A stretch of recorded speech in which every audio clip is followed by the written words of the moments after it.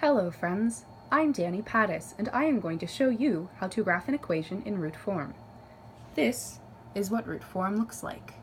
Notice that there is an a value, a p value, and a q value. An example equation in root form is y equals negative 2 times x minus 1 times x plus 2. In this equation, the a value is 2, the p value is 1, and the q value is negative 2. It is important to note that just because the q value looks positive in the equation, it really isn't. Because the formula is y equals a times x minus p times x minus q, if you have a minus in your equation, the p or q value is actually positive, and vice versa. When graphing an equation, there are 4 parts you must consider: the vertex, the axis of symmetry, or AOS for short, the y-intercept, and the roots. I will show you how to find each one of these things. The first step is to find the vertex. In root form, you find the vertex with the equation v equals p plus q divided by 2, function of p plus q divided by 2. Using our sample equation, we would plug in our p and q values to find the equation v equals 1 plus negative 2 divided by 2, function of 1 plus negative 2 divided by 2.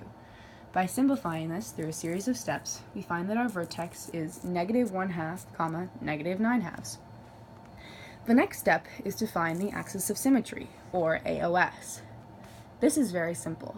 The AOS is simply p plus q divided by 2, or the x value of the vertex. In our sample equation, the AOS is negative 1/2. Make sure that you write it like this, because if you don't, English will take points off and you will be sad.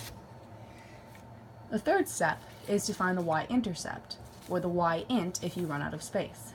To do this, we set x equal to 0 and solve for y, as shown in the general root form equation. In our example problem, we find that y equals 2 times 0 minus 1 times 0 plus 2. By simplifying it, we find that y equals negative 4. But we are not quite done.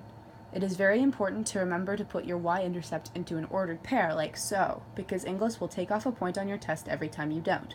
So our final answer is y equals 0, negative 4. The last step to graphing a quadratic equation in root form is to find the roots.